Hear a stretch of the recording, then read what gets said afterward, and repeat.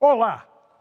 No programa de hoje, eu converso com uma advogada, mestre em gestão empresarial e doutoranda em sustentabilidade. Ela trabalhou em renomados escritórios de advocacia e em grandes empresas. Entretanto, foi pelas bancas de frutas do CEAGESP, em São Paulo, que notou o volume de alimentos desperdiçados. E aí entendeu seu verdadeiro propósito: ajudar quem tem fome, utilizando a comida descartada ainda em condições de consumo.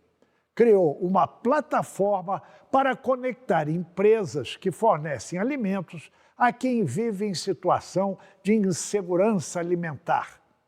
Daniela Leite é quem mostra a cara para o Brasil a partir de agora. Eu acho que o desperdício, ele é um dos principais problemas do mundo, né? Ele anda de mãos dadas com a fome. São dois dos grandes problemas mundiais. E o desperdício, para mim, ele é um hábito. E hábito a gente só muda com educação e com recorrência. Somos todos desperdiçadores. Olhar se importando com aquilo é talvez o pulo para a gente sair desse lugar.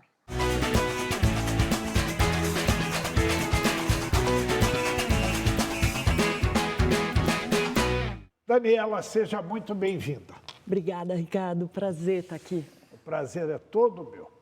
Daniela, você é uma advogada bem-sucedida, com uma carreira na área, mas uma certa felicidade do destino, eu diria, fez você ir ao CEAGESP e, a partir daí, isso mudou sua trajetória. Como é essa história? Então, eu sempre atuei com direito, né? Advoguei mais de 20 anos, transitando um pouquinho entre o direito e a área editorial, até que um dia eu queria fazer geleia com meu filho. E a gente pesquisando assim na internet, eu caio num box do CEAGESP. Vou levar o Pedro para ir lá no CEAGESP É um conhecimento, né? Conhecer aquele mundo. Mas aí, caminhando lá, eu começo a ver pilhas de mamão, de abacaxi, de pepino, de tudo que você possa imaginar, ou na frente dos boxes ou nas caçambas. E eram pilhas de alimentos que eles estavam justamente no ponto de mesa, no ponto ideal para consumo. E por isso que ali eles estavam perdidos, porque a gente começou a tratar alimento como mera mercadoria. E se é mercadoria, se está maduro demais, eu preciso descartar. Se eu não tenho espaço, eu preciso descartar. E eu me lembro que eu parei numa pilha de mamão e eu olhei e eu não via mamão. Eu via rostos de pessoas que podiam ter aquilo e aquilo estava no lixo. Naquele momento, Ricardo, eu percebi, eu não posso fazer outra coisa da minha vida que não seja minimamente auxiliar no combate ao desperdício de alimentos. E como foi essa experiência desse trabalho voluntário antes de você corajosamente montar a plataforma? Eu acho que é curioso, né? Eu acho que a vida só se explica quando vista de trás para frente mesmo, né? Eu, desde adolescente, fazia trabalho voluntário. Eu trabalhei muitos anos num albergue noturno. Então, eu servia ali, eu fazia a ficha das pessoas em situação de rua, levava elas para os dormitórios, né? E depois servia uma sopa e eu gostava muito de conversar com eles. Também ali, quando eu vi aquela pilha de mamão, naquele momento eu escrevi para o presidente do CEAGESP, para o diretor de comunicação, e falei para eles, olha, eu quero passar um ano aqui olhando e entendendo essa questão do combate ao desperdício. Eu quero voluntariamente estar aqui no Banco de Alimentos do CEAGESP para a gente poder minimamente fazer algo no entorno do CEAGESP para resolver essa questão do combate ao desperdício. E acabei ficando um tempo lá, entendendo o tamanho do descarte e entendendo como que a gente poderia fazer para que isso mudasse. O mundo desperdiça 1 bilhão de refeições por dia, enquanto 783 milhões de pessoas passam fome. Aqui no Brasil, 21 milhões e 600 mil casas, domicílios, né, como a gente fala na estatística, viviam algum tipo de segurança alimentar no final do ano passado. Não é? É uma conta que não fecha. A sua plataforma, como ela age na prática? O desperdício de alimentos e a fome, elas andam de mão dadas e são as duas os principais problemas do mundo, né? Quando a gente percebe que no Brasil 55% da população tem um certo nível de insegurança alimentar, a gente entende que o problema ele é gigantesco. Mas, ao mesmo tempo, quando a gente olha para essas pessoas, a gente percebe que muitas delas, se eu levo a pontinha do tomate, por exemplo, que é uma das coisas que a gente doa muito na plataforma, é fácil eu ir num restaurante, tipo o restaurante da Bela Gil, e eu querer comer talos, cascas, mas se eu vou numa extrema periferia, eles estão achando que eu estou dando o resto. Não. A gente tem que mudar a nossa perspectiva, a gente tem que mudar a nossa forma de olhar para o alimento, entender o alimento na plena potência dele, né? E foi assim que a gente criou a Comida Invisível, é uma plataforma que conecta por geolocalização quem tem alimentos bons e próprios que perdeu o valor comercial com ONGs que atuam com pessoas em situação de vulnerabilidade social. Quando você fala geolocalização, na prática o que é? A gente tem mapeadas no Brasil mais de 20 mil ONGs. Então, nos 5.700 municípios brasileiros, eu sei exatamente quais são as instituições que estão nessas cidades. A gente faz um mapeamento dos veículos dessas ONGs. E a gente, quando eu tenho uma doação acontecendo no centro da cidade, eu sei quais as ONGs que estão próximas, eu sei quantas pessoas elas atendem, eu sei que tipo de veículo ela tem, para a gente conseguir fazer com que esse alimento escoe de uma maneira rápida, fácil e inteligente para chegar onde precisa e da forma correta, né? Porque eu acho que uma das coisas que a gente tem como bandeira, até a cabeça pensa onde o pé pisa, né, Ricardo? Não tem jeito, eu sou advogada de formação. Então, o que eu vou olhar? A extrema segurança jurídico-sanitária nesse processo, para que o alimento chegue bom e chegue próprio para consumo. O grande problema, até da pessoa que precisa, como você colocou, é o preconceito, né? Eu não vou comer isso. Como quebrar o preconceito? Eu acho que desperdício é um hábito. E hábito a gente só muda com educação e com recorrência. Por isso que dentro da plataforma da Comida Invisível, a gente tem o Educa. O Educa é uma parte de educação que a gente faz videoaulas, a gente faz cursos, a gente dá dicas de receitas de aproveitamento integral de alimentos. A gente tem um trabalho que a gente está desenvolvendo do primeiro município sem desperdício de alimentos no Brasil. Como que a gente pode fazer isso? Entrando nas escolas, ensinando desde criança o valor de um alimento. Em casa, por exemplo, eu faço comida com casca da banana, uma farofa deliciosa. Você consegue fazer, ela fica crocante, ela fica num sabor adocicado maravilhoso. A plataforma cresceu e ganhou muita adesão, expressão durante a pandemia. E a continuidade depois da pandemia? Eu acho que na pandemia o que aconteceu foi o seguinte: do dia para a noite, todos os restaurantes estavam fechados. Se o restaurante está fechado, o fornecedor desse restaurante também não tem para onde escoar aquele alimento. Através da plataforma, a gente direcionou para as ONGs. Só que as ONGs, elas não conhecem, elas não têm repertório para cozinhar shimeji shiitake. Então, entrem as nossas nutricionistas fazendo receitas, levando o alimento e como fazer esse alimento.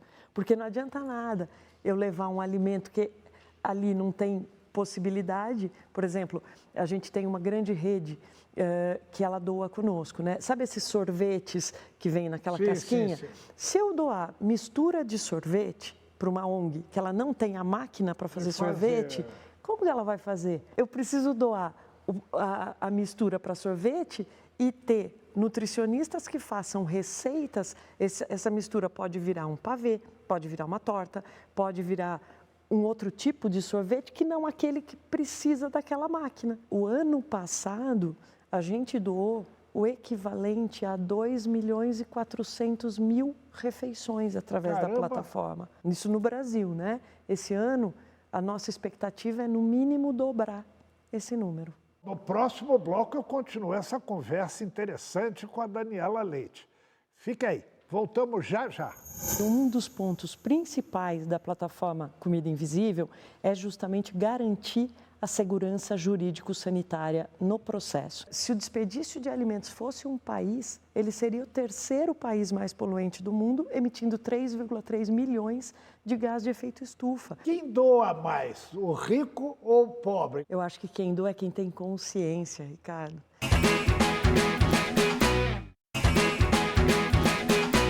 Estamos de volta com Daniela Leite, advogada e criadora da plataforma Comida Invisível, uma plataforma que conecta quem descarta alimentos a quem tem fome. Comida Invisível foi certificada com o selo Safe Food pela FAO, o Programa de Alimentação e Agricultura da ONU. Daniela, como é que fica a questão da perda do alimento, já que muitas vezes essa comida que é preparada para ser doada, ela pode estragar rápido, ela é perecível, né? Então, para evitar isso, como é que vocês cuidam da qualidade da comida pronta que vai para as pessoas e que não pode intoxicar as pessoas? Eu acho que um dos pontos principais da plataforma Comida Invisível é justamente garantir a segurança jurídico-sanitária no processo. Então, o que a gente faz? A gente, para os doadores, a gente leva manuais de como ele pode atuar com aquele alimento, de que tipo de cuidado aquele alimento precisa para a gente doar com segurança, olhando para tempo, temperatura, para conservação segura desses alimentos. Com relação às ONGs, todas as ONGs que entram na plataforma, elas recebem um curso de política de boas práticas de manipulação de alimentos. A gente também faz uma auditoria sanitária nessas ONGs. Então, a gente tem nutricionistas no Brasil todo para justamente garantir essa tranquilidade no processo de doação de alimentos. Tanto que a gente tem desde grandes indústrias que doam toneladas de alimentos que estão próximos do prazo de validade. A gente tem hotéis que doam sobras de café da manhã, a gente tem colégios doando sobra de buffet, a gente tem redes de fast food doando alimentos, a gente tem supermercados. Quem doa mais, o rico ou o pobre? Um supermercado e tal, ou às vezes um bar, um pequeno restaurante de bairro, enfim, né? Eu acho que quem doa é quem tem consciência, Ricardo. Eu acho que não está ligado a ter mais ou menos, eu acho que está ligado a objetivo, um olhar atento das pessoas para esse importante problema, que é o desperdício de alimentos, faz com que a gente tenha empresas engajadas dentro da plataforma, dos mais diversos tamanhos e dos mais diversos potenciais de riqueza. Agora, para que isso aconteça, tem toda uma estrutura organizacional, enfim. Quem mantém isso? A plataforma tem uma mensalidade para o doador, para ele ter acesso. Ele paga uma mensalidade, essa mensalidade faz com que a gente mantenha a plataforma no ar, a gente consiga trazer para ele um relatório de ESG com impacto social e ambiental dessas doações, então ele sabe quanto isso equivale de CO2 evitado na atmosfera. Esse último dado, nós somos os pioneiros na América Latina a adotar uma metodologia internacional para ter contabilização de inventário de carbono a partir do desperdício de alimentos. Então, a gente emite inventário de carbono também, né? Então, a nossa equipe de nutricionistas, ela entra para nos auxiliar em todo esse processo. E, além disso, para garantir a segurança jurídico-sanitária, a gente tem a plataforma oferecendo toda a questão da segurança. Então, eu tenho tracking de toda essa doação.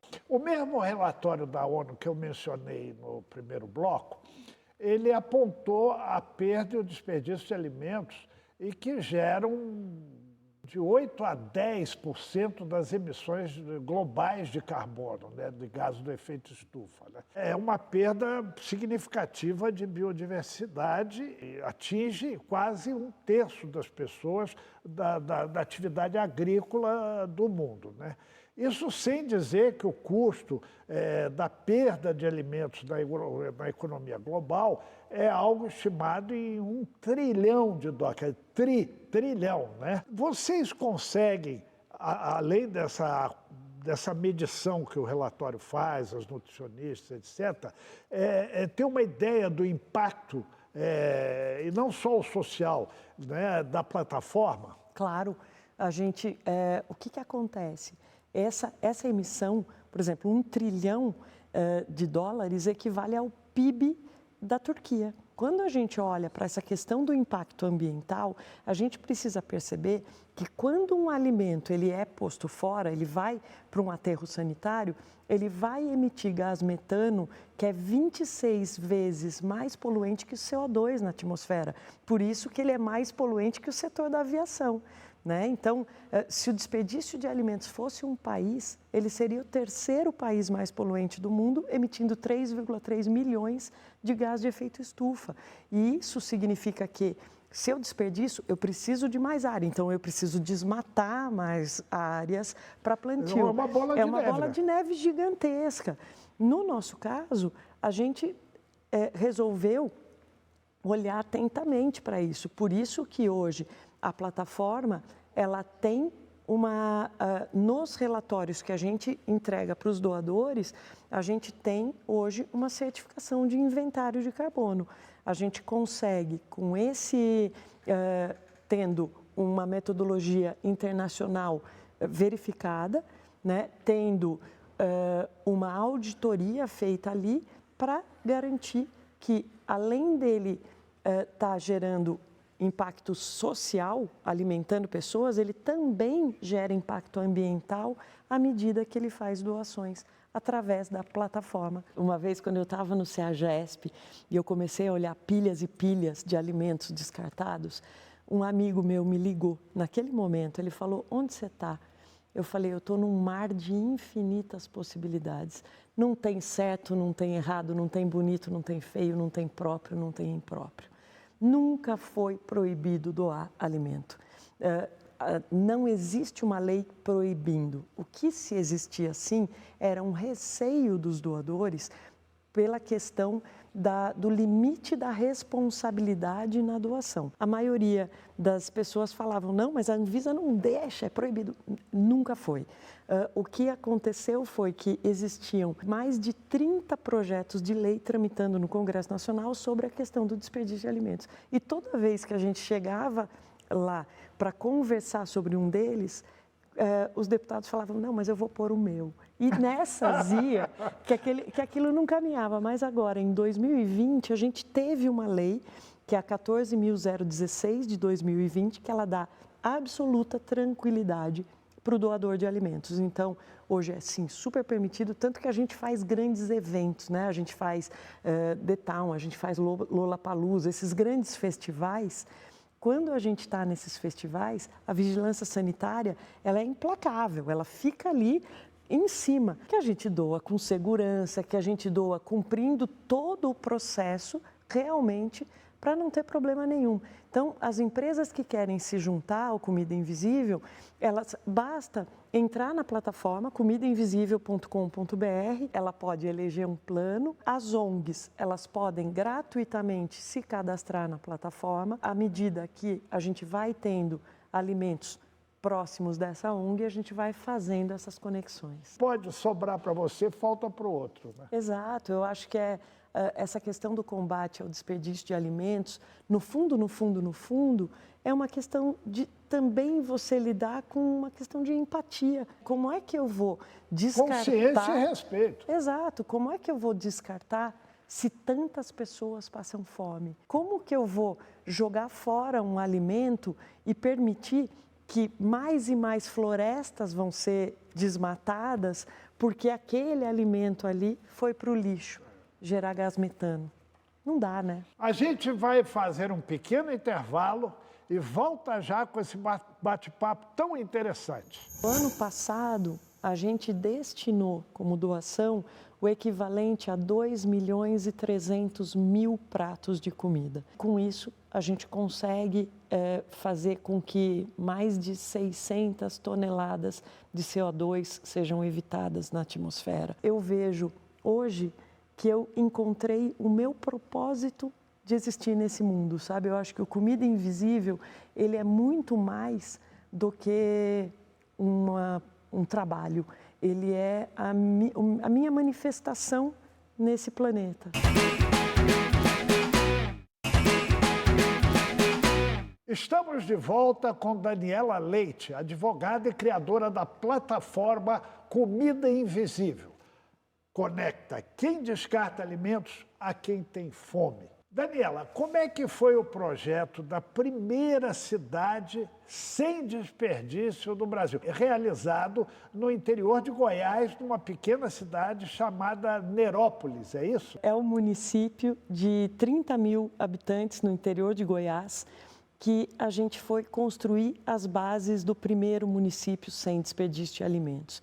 Em um ano de aplicação da nossa metodologia, a gente conseguiu levar alimentos de qualidade para 30% das famílias em situação de vulnerabilidade social daquele município. A gente teve uma adesão muito forte do campo, então, porque eu não sei se você sabe, mas os alimentos, nos CEASAs, no CEAGESP, existe um departamento de padronização, né? Então, a gente estetizou a existência. Frutas, legumes e verduras, eles têm precificação de acordo com os tamanhos, de acordo com o tipo de alimento, né? Então, se uma cenoura, ela nasce com 2 perninhas ou ela nasce toda tortinha, ela vai ser descartada na origem. Se uma abobrinha não tem o tamanho ideal de abobrinha, ela nasceu muito grande ou muito pequenininha, ela seria descartada. Então, esses descartes a gente conseguiu levar para a população e conseguimos ter essa distribuição semanal de cestas de frutas, legumes e verduras para essa população. E mais, eu acho que assim, como que a gente faz? Por que um primeiro município sem desperdício de alimentos? Não dá só para atuar, a gente fez um mapeamento em profundidade dessas famílias, né? Então, a gente sabe a quantidade de renda dessas famílias. A maioria delas ali vivia com renda per capita de R$250 por mês. A gente sabe também que a gente mapeou os estudantes. Então, a gente entrou com educação de combate a desperdício em todas as escolas municipais, estaduais e particulares dessa cidade. Porque a gente só pode mudar essa questão. Desperdício é um hábito, né? E hábito a gente só muda com educação e com recorrência. A gente só consegue mudar o rumo dessa história a partir do momento que eu mudo uma geração. Então, trabalhar distribuindo, mas trabalhar também conscientizando. Daniela, quantas famílias, através da atuação das ONGs, são beneficiadas hoje pelo programa? Por exemplo, ano passado, a gente destinou como doação o equivalente a 2.300.000 pratos de comida. Isso no Brasil, né, a nível nacional. A gente não está em todas as cidades, mas a gente está em praticamente todos os estados brasileiros. E com isso, a gente consegue fazer com que mais de 600 toneladas de CO2 sejam evitadas na atmosfera. A gente tem mais de 20 mil ONGs mapeadas no Brasil, então, à medida que as doações chegam na plataforma, a gente facilmente consegue direcionar e consegue levar com segurança esses alimentos, né? A gente faz um mapeamento muito grande e atua com total responsabilidade. O que você sente quando você olha a carreira do direito e diz, eu não estou mais lá, mas eu estou aqui no direitos humanos, né? Digamos assim. Eu acho que todos os caminhos que eu percorri na vida me fizeram chegar onde eu cheguei. Eu vim para São Paulo, antes de fazer direito, para fazer física. Fazia iniciação científica em astrofísica. Depois eu percebi que eu gostava muito da poesia do direito, muito mais do que da derivada integral, né? E no direito, sempre olhando muito para o direito social, para o direito das relações sociais mesmo, né? Fui para grandes empresas, atuei em grandes escritórios, mas eu vejo hoje que eu encontrei o meu propósito de existir nesse mundo, sabe? Eu acho que o Comida Invisível, ele é muito mais do que um trabalho. Ele é a minha manifestação nesse planeta. Olha, nós temos por hábito que as pessoas tragam um objeto que lhes é importante. E este foi o mais curioso que apareceu aqui até agora nas 3 temporadas do programa, né? Há 7 anos atrás, eu estava com o Pedro em casa e a gente queria fazer geleia. E quando eu cheguei no CEAGESP, eu vi pilhas de muitos alimentos, mas teve uma pilha de mamão que eu parei e eu não via mamão. E o mamão estava assim, estava exatamente no ponto de mesa. Eu via rostos de pessoas que podiam ter aquilo e aquilo estava no lixo. Naquele momento, minha vida mudou. Foi como se fosse um chamado que eu não podia evitar. Daniela, parabéns pelo seu trabalho, parabéns por essa luta tão bonita de levar alimento à mesa das pessoas que precisam desse alimento. Muito obrigado pela entrevista. Obrigada demais pelo seu trabalho, Ricardo, inspirando muita gente. Eu espero vocês aqui para mais uma história de superação, de resiliência, de sucesso em prol do próximo. Essas histórias que estão impactando a cara do Brasil. Até lá!